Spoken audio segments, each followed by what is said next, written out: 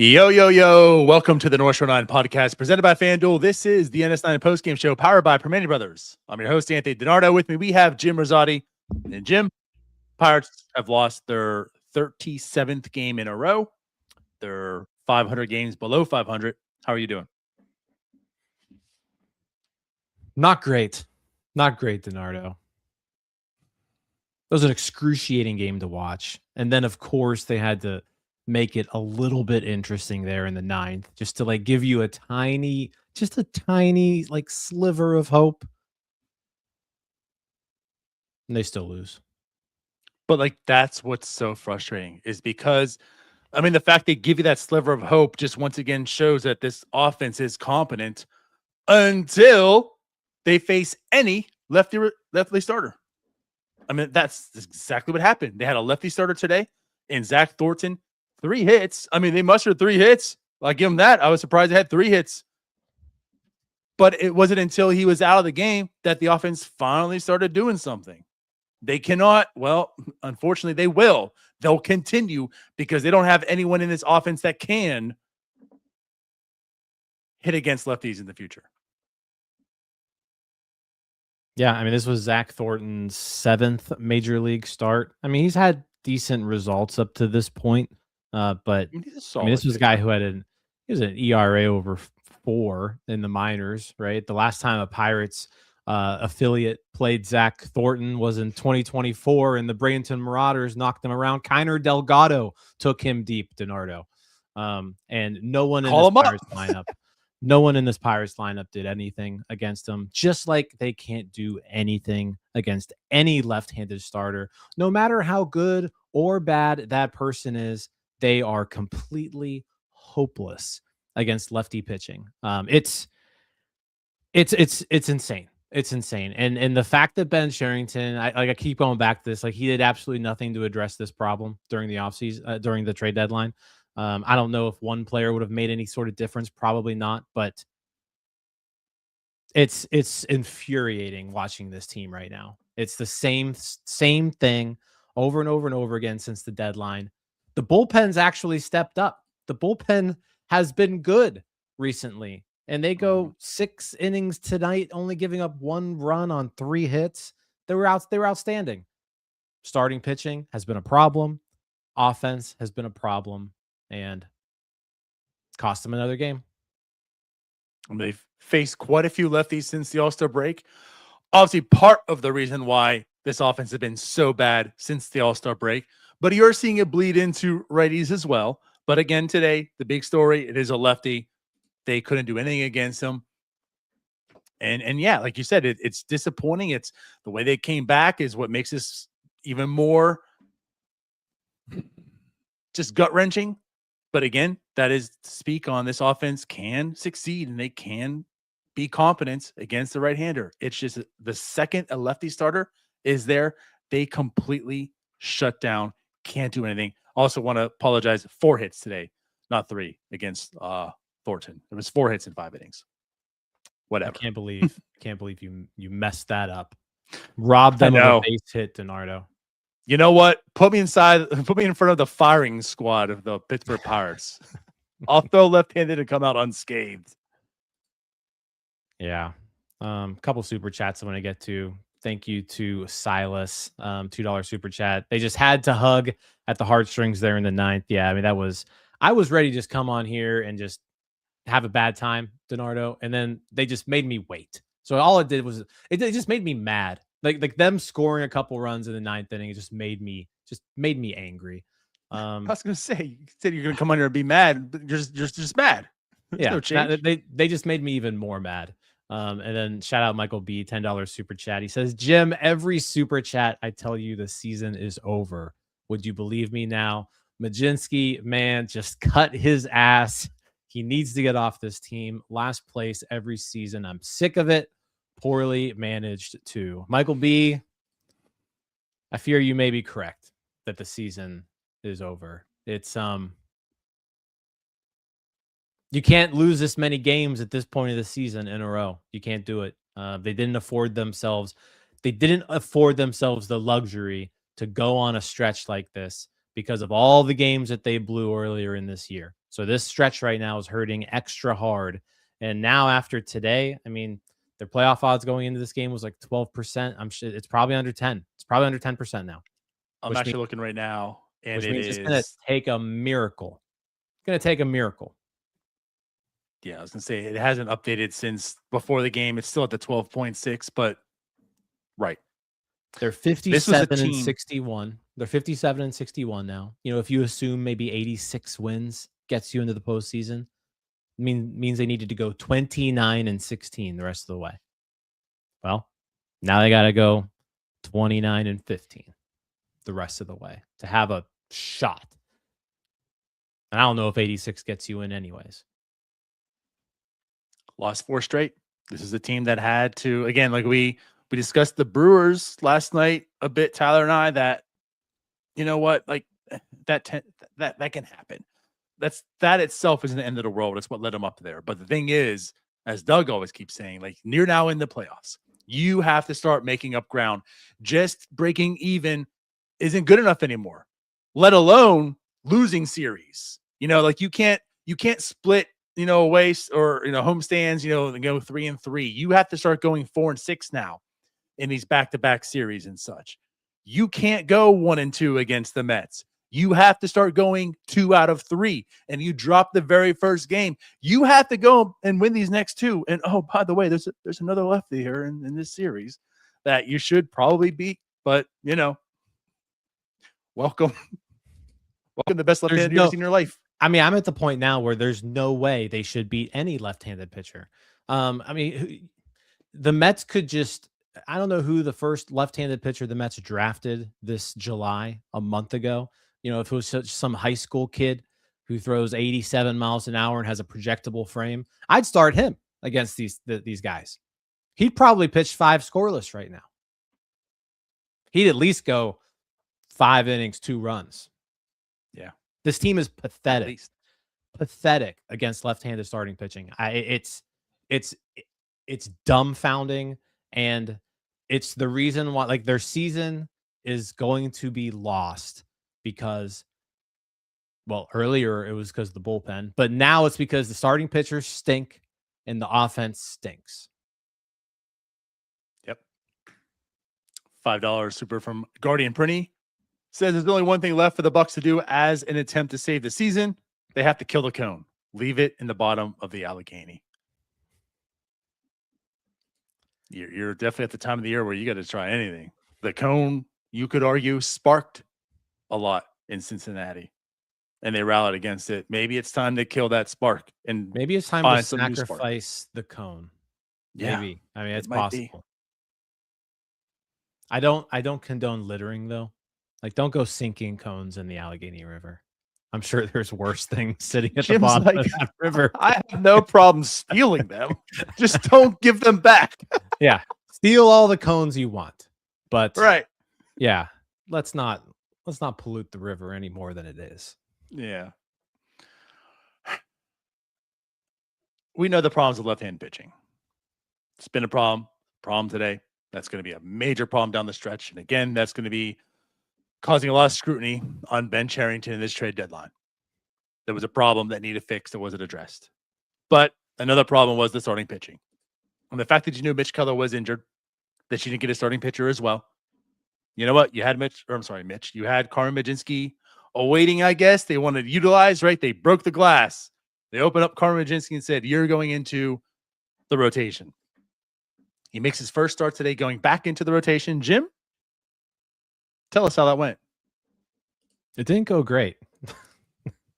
What was the final line there? 3 innings, 7 hits, 5 runs, all earned, 1 walk, 1 strikeout. Gives up a home run.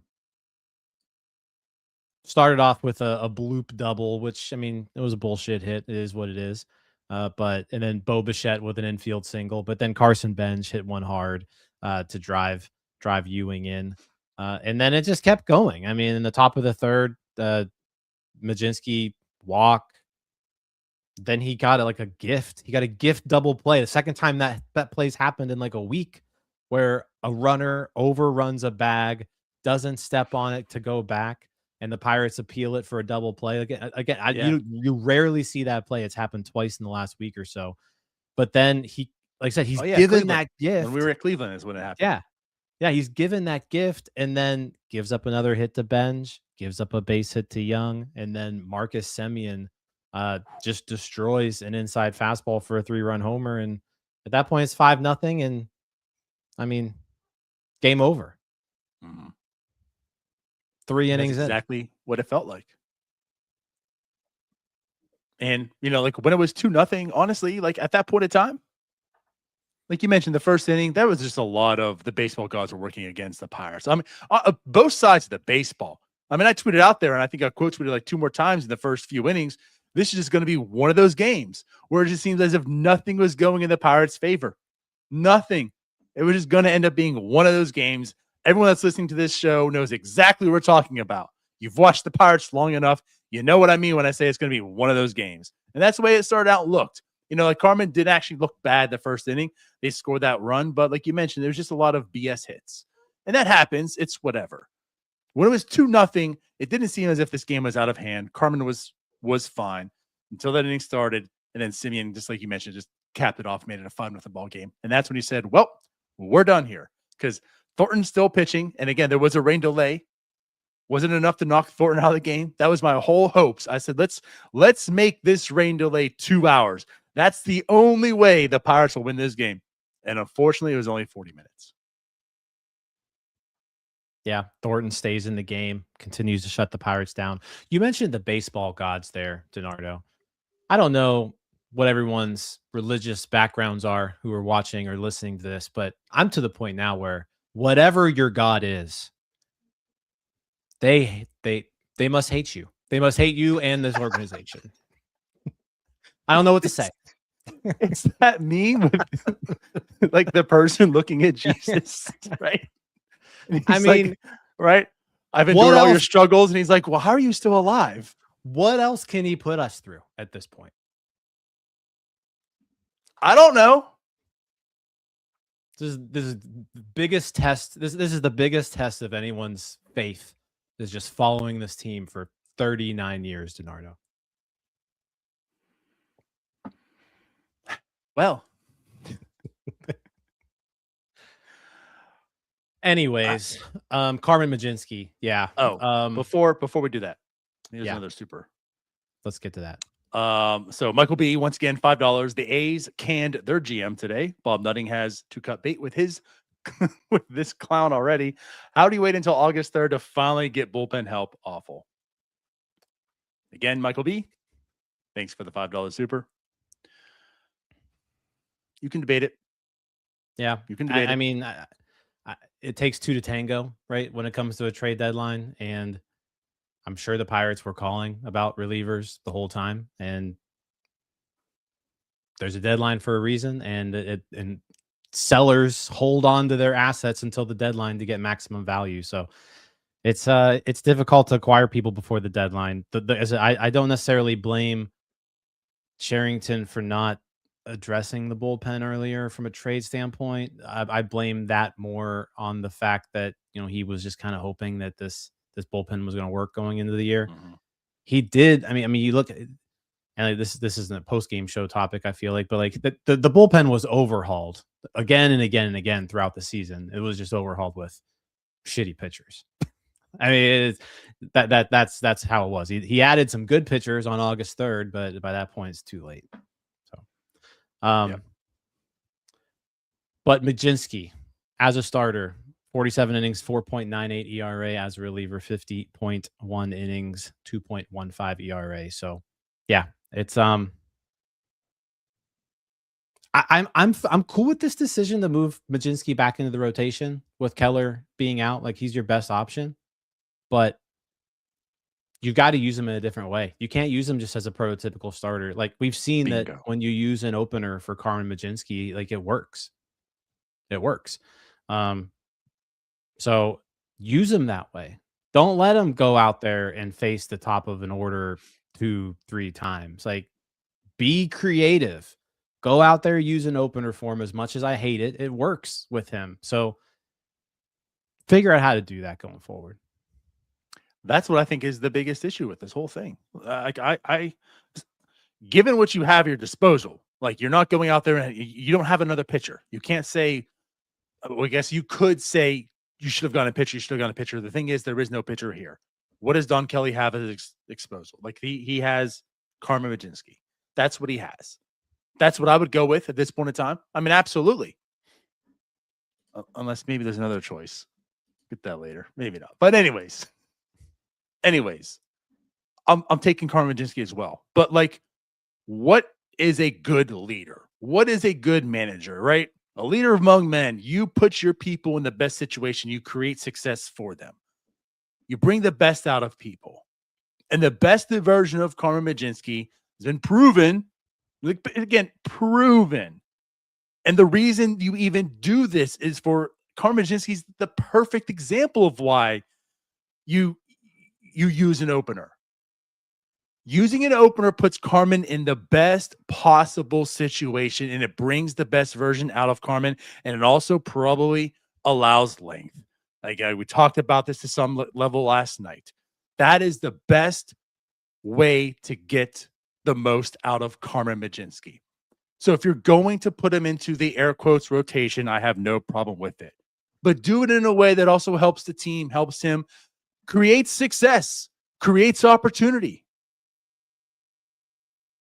This ain't it. Yeah, I don't know. I don't have much to add on Carmen. I mean, he looked very bad tonight, which is a shame because he's looked really good, coming out of the bullpen the last couple of months. And so you were kind of hoping that would carry over, and it just didn't. It just didn't. So I think next time through the rotation, you go back to him, but you got to do it a different way. And like we mentioned last night, if you're thought of doing an opener, you probably want a lefty. There's Sisk, who did a fine job tonight. There's Sisk, there's Soto, there's Montgomery. Like you have three lefties in this bullpen. You can afford to have one of them using the opener for that game and still have two at your disposal for that game for matchups. That's the thing too. Like you have that in your favor. It's not as if you only have one lefty on this pitching staff. I think that was a problem last year. Didn't they have one lefty? Like Bailey Falter for a while. Like that was it. Did their bullpen even have a lefty last year? They had Sisk towards the end, who was pretty much in the Bailey Falter trade. And then once they dealt Ferguson, I think it was just Sisk. Like there was Ferguson. Okay, so it was Ferguson. That's all right. Yeah. But anyways, what I'm alluding to is like you actually have a multitude of lefties in this bullpen. If you're going an opener, you would probably want a pitcher that throws the other hand, right? Carmen's a righty, have an opener as a lefty. That's typically the way you'd run these things, and it makes a whole lot of sense. So like do that. Do that. You have all the reasons and all the tools in your toolbox to do this thing perfectly. Why aren't you doing that? And like to me, like, again, like that's a Don Kelly thing. Yeah. Yeah. I mean, that's he's got this pitching rotation or this pitching staff on paper shouldn't be all that bad. I said the bullpen's been better lately. If it's me, the next time through, I'm starting Evan Sisk. I'm letting him go 1 to 2 innings, and then I'm bringing Carmen in. That's what I'm doing. I mean, I love that. That's what I would suggest as well. And then you have Soto there for late innings, and of course, Montgomery's however he's going to be used. Was he warming up today? I heard he was. Montgomery was warming up early on. Yeah, like in that made me wonder. Again, we talked about the roles and how they're utilized. That makes you wonder how he's going to be utilized. I don't know. Maybe that closer role isn't so much his closer role at all. But at any rate, you have two other guys that can go later in the game. Yes, 6 hard hits, 3 whiffs, and 3 innings pitched for Carmen. 7 hits, 1 walk, 1 strikeout, 5 earned runs. Yeah, let's talk about somebody else. He was terrible. So on to the next guy that was terrible. Who was that going to be?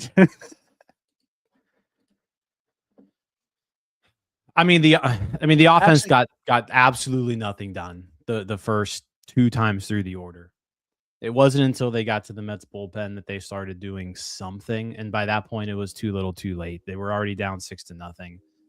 So like they got a couple runs off of Daniel Nunez, And then the most exciting part of the game, DiNardo, was the Mets brought in Yohan, who, if you aren't aware, is a 29-year-old dude. He pitched his second game ever. He's electric, DiNardo. He just every time he strikes somebody out, he does this jump in the air, little dance. I really just wanted to see the dance, and he didn't strike anybody out. Instead, the Pirates almost scored against him, and he ends up getting Jared Triolo out on a wild pitch. Play at the plate.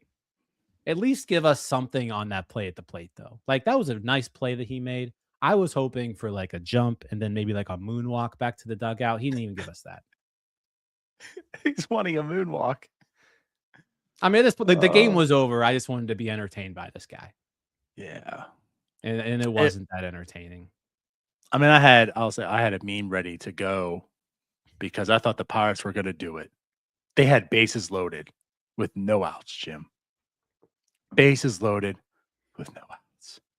They're going to do it. They've come back plenty of times. This is a team that you can always say they're never out of it. As much as you say they're out of it, and it's a rational thought to think they're out of it because most teams are out of it. The Pirates find a way to do like they did tonight and give you some hopium later in the game and say, okay, maybe they're not out of it, right? They can come back. They do have a good enough offense to maybe come back here and keep this interesting and potentially win. That was their opportunity. And I know they scored some runs that inning, but like you had to really do some damage there. I mean, you had to because you were down so much. You had to do more than 2 runs. Yeah. Right. Like you had to put up a big number there, and they didn't.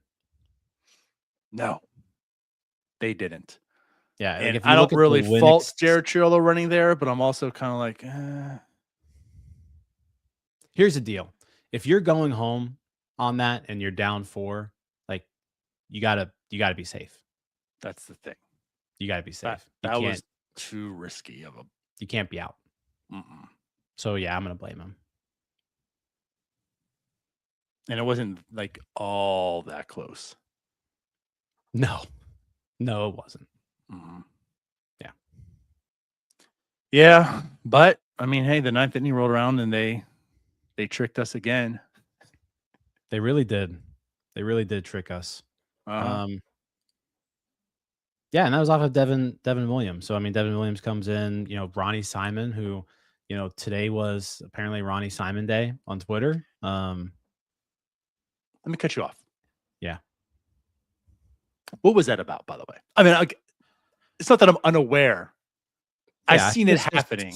I don't know why it happened. Just the random children on Twitter, I think, having a good time. I can't fault him. I feel like the Ronnie Simon game tonight was like an online version of Tarps Off. Tarps Off for people who don't want to take their shirt off.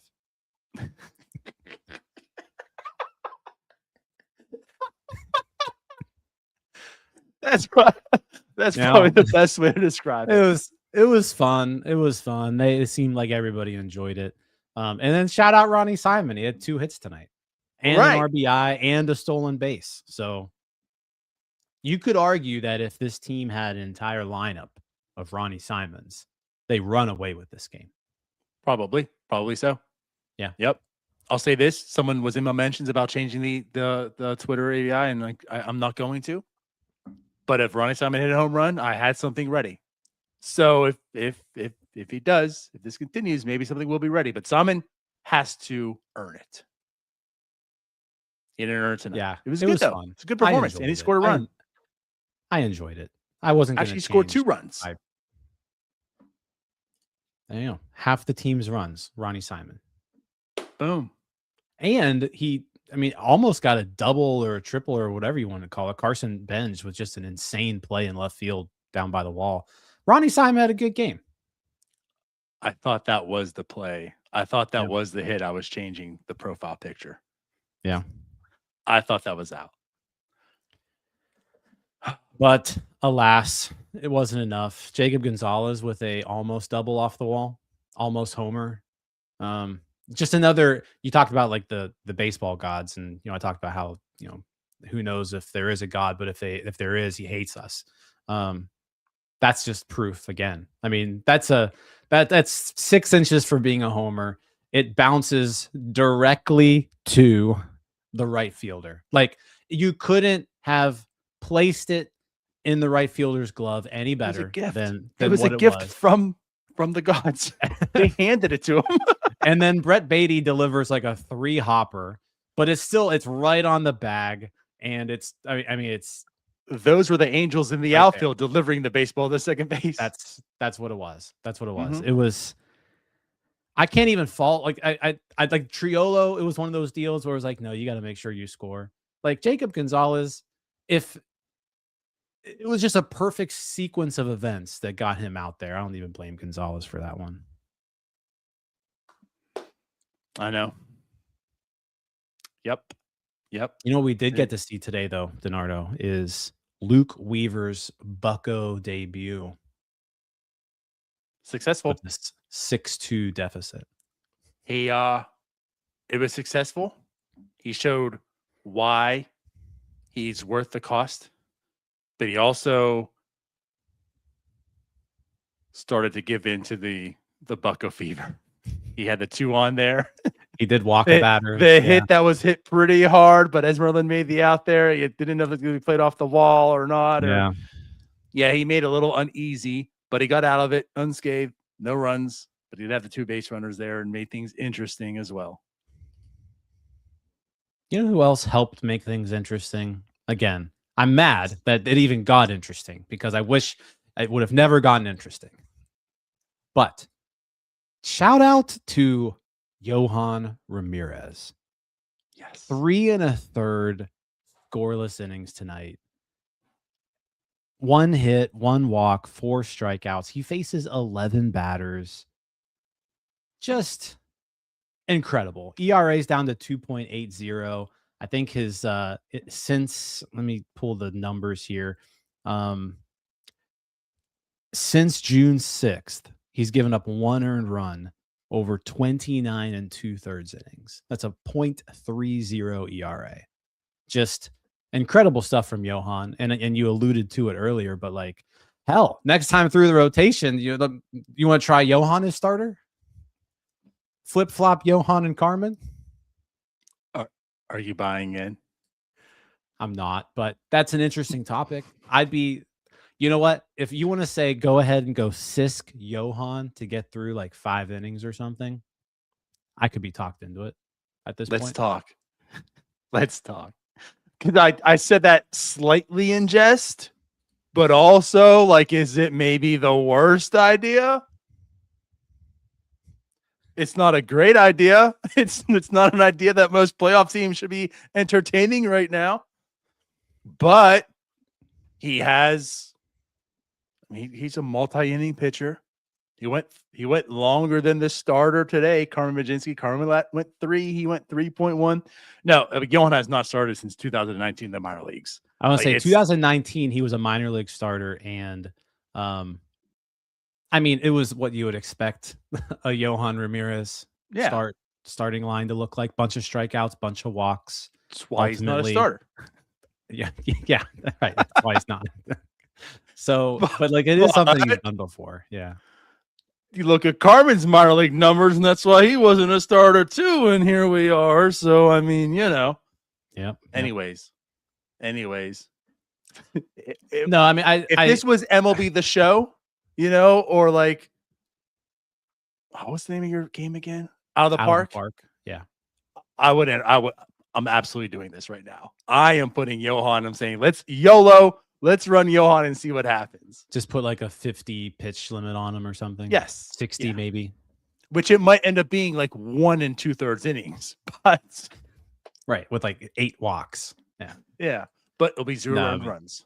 He's been really good though. Really, really good. And I mean, shout out to him because he did allow the Pirates at least some time to try to get back into this game, because I mean, this one could have gotten even more out of hand than what it was. And yeah, I mean, 10 outs out of the bullpen. That's big.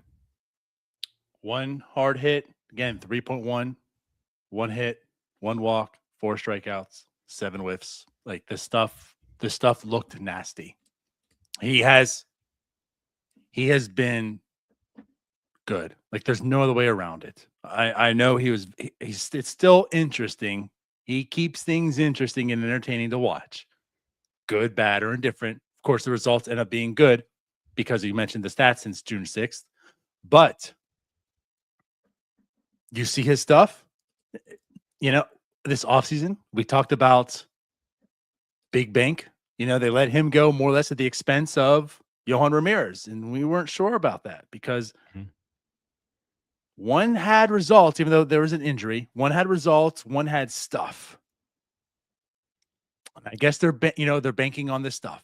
And honestly, it's worked out brilliantly in this aspect for them because Yohan Ramirez, we talked early on the season, he might be the quiet MVP for the way he pulled this team through to some victories. And obviously, it's not the same sense. They're not really getting too many victories in this stretch, but he has been absolutely nails in this role that he's pitching in. Yeah.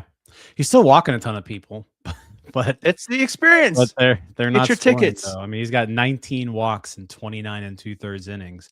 That's like 6 walks per 9. But the strikeouts are there, and he's not giving up any runs. So it's pretty crazy. Yeah. I want to get to another super chat we haven't gotten to. Thank you to Steve, $4.99. Charrington got caught with his pants down before the year started when the highlight signing of the bullpen was Soto and trading Bednar for chips. Yeah, I mean, I think right now you got to look back at that David Bednar trade and just think, what an absolute disaster. But Flores did go 1 for 2 today. He did. He's also never thrown have the walk on the bases. But that's his load too. Ever. And behind the plate. The combo of him and Carmen. When Carmen Mlodzinski is pitching throughout his career, a base stealer has never been thrown out. Not once, ever. For his career. And then Rafael Flores Jr. has not caught a base stealer once in his career. So, yeah, that was a lethal combo. And that did come back to bite them a couple times early on where, it was 2 outs. The Mets would steal second and they would score on a base hit. Well, I was going to say, it seemed like that's something the Mets probably knew and was part of their game plan today because they were running on them. And what was it, 4 stolen bases? 4 stolen bases today? Yes. Yeah, 4. Mm-hmm. 4 for 4. Wendy's combo meal, baby. Do they still have that? There's no way they still have that. I doubt it. If they do, it's got to be inflation. Those TikToks with the small food. No way they've got 4 for 4s still.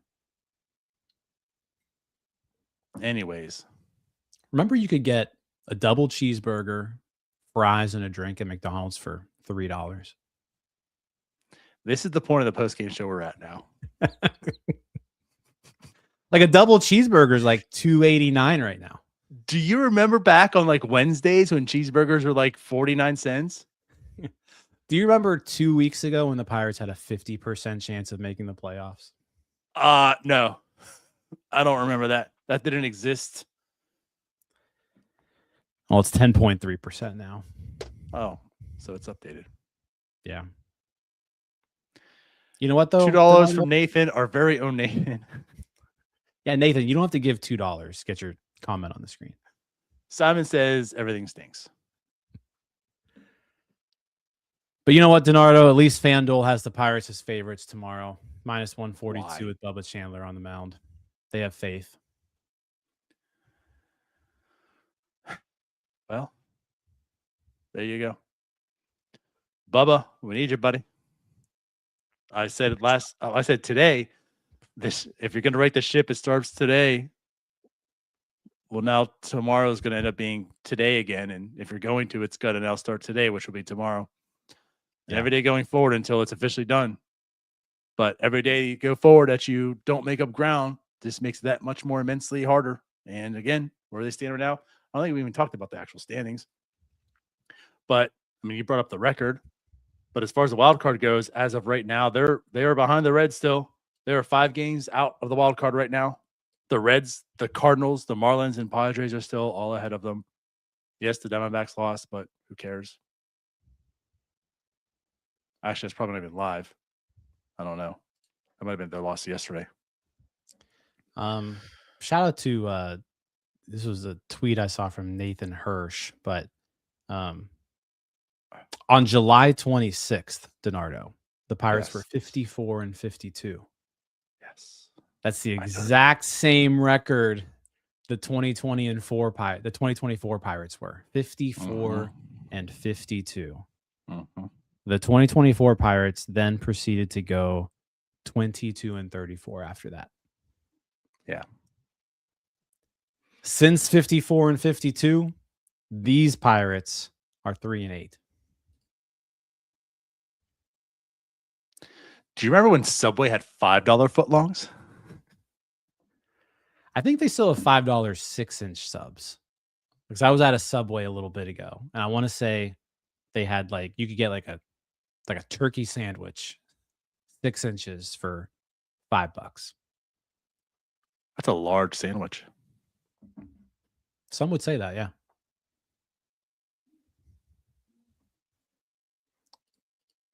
We got another super. They don't want us to leave. I want to go. Thank you, Steel Dog, for the $5. Time to check out for me and to focus on my Steelers now. It was fun while it lasted. We'll still watch, but we're done, boys. I can't blame anybody for checking out right now. That's for sure. Hopefully you stick around and you still pay attention, but it's getting worse. Tomorrow's a new day. I don't know. Yeah, if you want more encouragement, you got to see Platinum Key for that. I don't have much more than tomorrow's a new day. Yeah, no. Speaking of Platinum Key though, and Josh Harrison retired as a Pirate today, so that was something. Shout out Jay Hay. Tomorrow's Jay Hay Day at the ballpark. T-shirts, the first 20,000 fans. Throwing out the first pitch. I'm sure the get-in prices you could probably super cheap for the low price of $58 or something like that. But outside that, do you remember Pirates tickets were $19? It's going to be an outstanding day at the ballpark between the last place Mets and the last place Pirates. You should make your way out there. Download the awesome app so you can watch the Pirates fall in the standings live. Go on the website. Go like the video, subscribe, do all the good stuff. Other than that, Jim, we out of here? Yeah, let's get out of here. We still love you guys. That's for sure. We do. Adios. You guys are awesome. All right, that wraps up this episode of North Shore 9. Thanks so much for tuning in. Whether you're listening on the podcast or catching us on YouTube, if you enjoyed the show, please give this video a thumbs up and don't forget to hit that subscribe button if you haven't already. It really helps us grow. And if you're listening on the podcast, a quick review goes a long way in helping others find the show. Plus, be sure to tell a friend about us. There's always room for more here in the NS9 community.